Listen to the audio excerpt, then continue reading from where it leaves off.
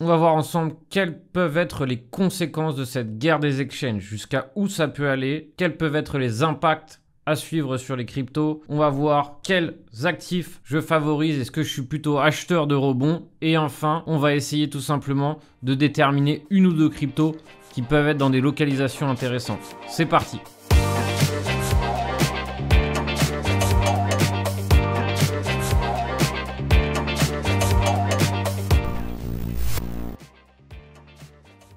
Alors, ça c'est ce qu'on va voir, mais d'abord on va voir le calendrier économique. Alors, c'est assez calme cette semaine par rapport à ce qu'on a eu précédemment. Je vous rappelle que je regarde le calendrier économique sur forexfactory.com. Avec ce site, on peut tout simplement pister tous les éléments du calendrier économique. Alors, la grosse nouveauté, c'est que ma vigie, mon format du coup qui vous envoie des news complètes sur ce qui s'est passé en crypto, plus une sélection de coins chaque jour en même temps que votre café, va inclure le calendrier économique. Donc derrière, ça sera plus simple pour vous. Vous aurez directement depuis la vigie accès au calendrier économique. Donc toutes les infos sur la vigie sont en description. Donc vous n'avez plus qu'à cliquer sur le bouton vigie et vous tomberez sur mon site et donc vous verrez, vous en saurez un peu plus sur cette vigie. Alors derrière, il y a juste, on va dire, un événement volatile. C'est jeudi que ça tombe. Donc ça, c'est des chiffres et des choses que le marché attend et donc potentiellement un peu de vol à prévoir ce jour-ci. Donc on verra ce qu'il en est du prix une fois arrivé à cette date. Donc ça, c'est vraiment, on va dire, les choses qu'on a dans ligne de mire par rapport aux actifs et au marché traditionnel. Et enfin, comme d'hab, on regarde nos actifs que j'estime être les actifs principaux qui influent sur le marché US et donc sur l'économie tout entière. Alors, SP500, Nasdaq. Donc ici, vous voyez que j'ai les contrats futurs sur le Nasdaq qui rebondit aujourd'hui sur cette session sur le support. Pour l'instant, ça a l'air beau. Évidemment, il faut que ça se conserve. Ce que j'aime pas trop voir, par exemple, et surtout un mardi, c'est que derrière, par exemple, on clôture la journée comme ça, sur une clôture haute. C'est moins rassurant, surtout quand c'est un support qui peut potentiellement devenir résistance. Mais en tout cas, rebond pour l'instant. SP500, ça donne l'impression qu'il y a une envie de rebond. Et derrière, pour l'instant, on est possiblement dans un pullback baissier à l'intérieur d'un mouvement haussier. Et enfin, on va voir ici les obligations qui sont encore assez hautes. Pour voir les cryptos et les marchés à risque continuer à hausser, il y a deux éléments qu'on veut voir baisser et faiblir. C'est le DXY, je vous en parle régulièrement, c'est l'actif, on va dire, risk on, risk off. Et ensuite, en plus de cela, il y a, on va dire, les obligations. Les obligations, c'est tout simplement du rendement pour les grosses positions, pour les gros investissements, pour ceux qui ont de l'argent. Et si ces rendements sont élevés, derrière, ils, généralement, ne vont pas dans les marchés à risque. Donc, les deux éléments, les deux actifs principaux qu'on veut voir chuter, TNX et DXY. Pour l'instant, c'est plutôt bon chemin sur le DXY et réellement, ce qu'on veut voir sur cet actif, c'est ici qu'on vienne casser les 109,45. Ça serait excessivement bon signe ou ça serait un très bon départ pour débuter, on va dire, une baisse. Mais en tout cas, pour l'instant, il n'est pas beau le graphique. Alors oui, il peut encore se ressaisir. Oui, encore, on peut repartir. Mais pour l'instant, on est plutôt positif sur cet actif qui est baissier. Alors, il faut comprendre qu'on peut voir instantanément, grâce à plusieurs charts, qui est en force. Est-ce que c'est plutôt les altcoins en force? Est-ce que c'est plutôt le BTC en force? Et on va dire pour moi, le meilleur graphique pour constater cela, c'est tout simplement le TH-BTC. Quand j'observe le TH-BTC, je peux instantanément savoir qui est plus fort. Est-ce que c'est Ethereum qui est plus fort ou est-ce que c'est BTC qui est plus fort? Et donc, quand on a un ETH-BTC qui est fort, ça veut dire que c'est Ethereum qui est plus fort. Pourquoi? Parce qu'il surperforme face au BTC. Donc, quand on voit un ETH-BTC faiblir, donc une potentielle correction, dans ces cas-là, c'est Bitcoin qui reprend du terrain. Donc, ce graphique est élémentaire si on veut voir tout simplement Ethereum fort et éventuellement dessiner un breakout. C'est pour ça que potentiellement ici, un break de cette trendline ici des 0,08 prix psychologique, ça entraînerait évidemment un mouvement violent sur Ethereum. De la même façon que si on perd le support ici des 0,75, ça peut entraîner un mouvement violent baissier sur Ethereum ou en tout cas une sortie des capitaux d'Ethereum vers BTC. Donc ce chart est celui qu'on va observer cette semaine, mais pour l'instant, en tout cas, il ne faiblit pas. On a une correction qu'on appelle aussi une consolidation et potentiellement, évidemment, il peut exploser à la hausse comme à la baisse. Donc évidemment, on reste attentif. On n'a aucune garantie qu'on sorte d'un côté ou d'un autre. C'est pour ça qu'on est attentif. Ensuite, on peut observer brièvement qu'est-ce qui se passe ici? Donc, on a l'al perpétuel qui regroupe, on va dire, la majorité des altcoins. Donc, derrière, c'est aussi un chart qui est assez facile pour comprendre où se trouvent tout simplement les capitaux.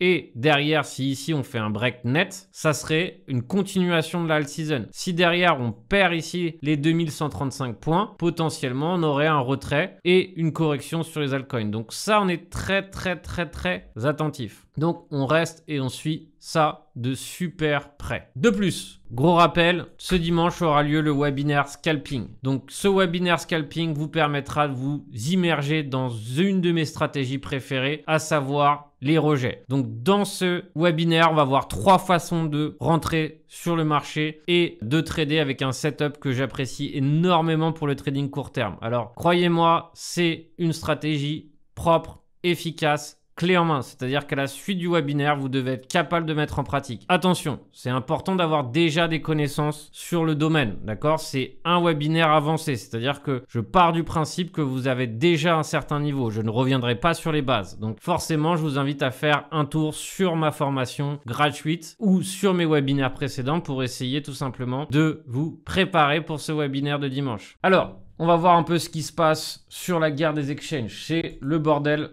entre CZ et SBF, soyons clairs. Du coup, qu'est-ce que ça veut dire? Ça veut dire que derrière, ils sont en train de s'envoyer des coups durs, d'accord? Donc, il faut savoir que c'était déjà une menace, on va dire, ce dimanche. Et on dirait bien que à 3h45, pourquoi 3h45? Parce que 3h45, c'est une heure où il y a très peu de gens sur les marchés. On dirait bien ici que la vente au marché des FTT a commencé. Donc, ça a forcément entraîné ici des liquidations importantes. Ça a entraîné encore un record en termes de liquidation qu'on n'avait pas eu depuis longtemps. On peut le voir sur CoinGlass. On va le voir. On a eu 327 millions de liquidations sur CoinGlass. On peut voir qu'ici que majoritairement, il y a du FTT, il y a de l'Ethereum, beaucoup d'Ethereum, du Solana aussi en grande quantité, du Link aussi.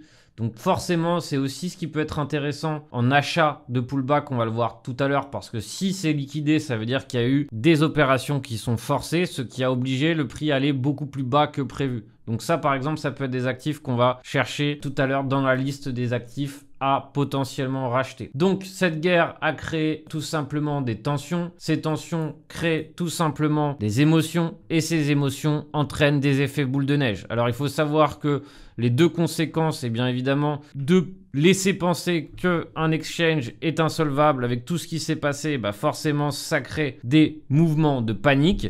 Et ces mouvements de panique, de sortie de capitaux, etc., entraînent tout simplement aussi des baisses de prix. Donc, je pense que c'est un effet boule de neige assez violent qui est en train de se passer.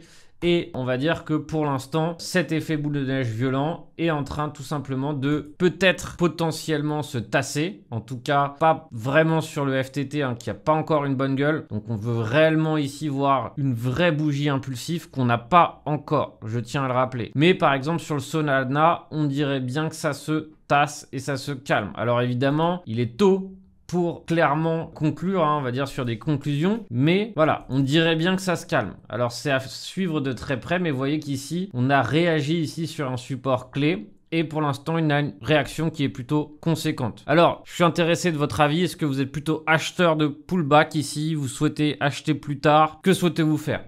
Alors, je vous rappelais ce dimanche l'importance finalement des chiffres clés. C'est-à-dire que dimanche, rappelez-vous, on a fait un tour sur la capitalisation et c'est dingue à quel point finalement ici les 1 ont servi de résistance violente. C'est-à-dire qu'on allait chercher le chiffre rond et une fois qu'on allait chercher le chiffre rond, on est allé un peu plus haut et on a commencé à corriger. Donc vous voyez que finalement, certes, forcément, le timing correspond aussi au timing où il y a la guerre des exchanges. Mais c'est pas pour rien. L'importance des chiffres ronds, ne l'oubliez jamais. D'accord? C'est-à-dire que réellement ici, il y a des éléments qui font qu'on avait de quoi prendre ses profits. Et c'est vrai que hier en live, j'ai commencé à constater sur beaucoup de coins qu'on était tout simplement en train de frotter sur la résistance qui était absolument pas un bon signe. Donc c'était de toute façon, je l'ai dit dimanche, soit on continue et dans ces cas-là, on fait un push-up et potentiellement on va plus haut, ou derrière, on se rejoint sur le prochain niveau. Et derrière, c'est ce qui s'est passé sur Ethereum. Si on regarde le prix d'Ethereum, il est allé sur le niveau que j'évoquais ce dimanche. Alors, vous voyez que pour l'instant, on a une réaction qui est plutôt forte et favorable. En revanche, il faut quand même maintenant se méfier. Pourquoi? Parce que à cause de ce creux, ici, on est potentiellement en train de changer la structure ici daily sur Ethereum. Alors, il peut se passer deux choses. La première, c'est tout simplement que la confirmation de changement de structure se met en place. On a un pullback et ce pullback donne lieu tout simplement à une correction plus violente. On va dire que ça, c'est le scénario le plus violent des deux. Autre scénario, donc qui serait du coup plutôt une reprise. Et dans ces cas-là, c'est tout simplement un sommet qui se met en place, un creux équivalent et potentiellement ici un changement de structure. Et dans ces cas-là, on reprend peut-être la dynamique. Tout est possible. Je préfère vous le dire, autant se préparer et envisager tout type de scénario. C'est évidemment ce qui va vous différencier de la majorité qui n'a qu'une chose en tête. Donc, observez ce qui se passe, voyez ce qui se passe, mais pour l'instant, en tout cas, on a une belle mèche, ce qui est plutôt favorable. Potentiellement ici, le dessin d'une divergence 4 heures va se mettre en place. Et en tout cas, pour moi, je pense... Alors, c'est un achat évidemment risqué, c'est un achat qui implique évidemment qu'on peut perdre, tout simplement parce qu'on achète un couteau qui tombe. Mais c'est vrai qu'en termes de localisation, en termes de réaction et en termes de tout simplement l'effet boule de neige qui s'est mis en place, je trouve que c'est potentiellement un achat court terme intéressant. Alors, c'est un achat swing aussi potentiellement intéressant si réellement ici c'est le point bas du swing. Évidemment, l'avenir nous le dira. Donc, observez ce qui va se passer, ça va être intéressant. Voir si à nouveau on a une réaction ici sur les 1435, si on vient les revisiter. Si c'est le cas, observez ce qui se passe. Mais en tout cas, pour l'instant, il faut comprendre que la structure est retournée. Donc, c'est-à-dire que si on cherche un short, ce qui peut être aussi le cas, on peut tout simplement attendre aussi une bonne localisation. Pour moi, une bonne localisation se trouverait sur les 1500 chiffres ronds. Potentiellement ici, ça sera aussi une résistance. Et derrière, un chiffre plus intéressant pour avoir un meilleur avantage, ça serait les 1545. Maintenant, on va voir des altcoins. Les altcoins qui sont forcément les dommages collatéraux de ce sell-off et évidemment de ces pertes en valeur. Faut savoir que, par exemple, Linked était très fort avant le break. Donc, derrière, ça sera peut-être une des premières valeurs à remonter de façon propre et cohérente. Donc, pour moi, on va dire acheter un pullback. Alors, pas forcément en allant chercher un nouveau sommet, mais juste en restant ce qu'on appelle dans la viande. Ici, par exemple, c'est un achat pour moi intéressant. Pourquoi? Parce qu'on est toujours haussier et que pour l'instant, c'est un pullback. C'est pas le seul coin dans cette situation. On peut voir qu'on a par exemple le sushi qui était en train d'évoluer tout à fait favorablement, bien qu'il était en train ici de commencer à dessiner un top. Mais c'est vrai que ici, hier par exemple, il a extrêmement bien rebondi et que là, on se trouve sur une zone peut-être intéressante pour tenter un achat sushi.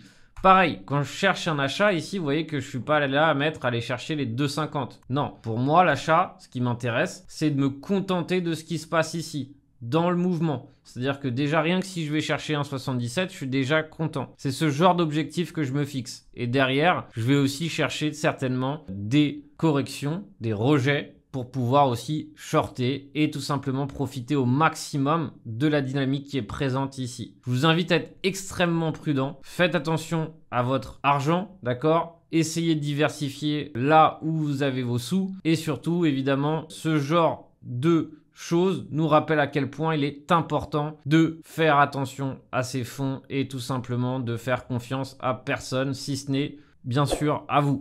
Je vous souhaite un excellent trading à tous. Et on se retrouve très bientôt.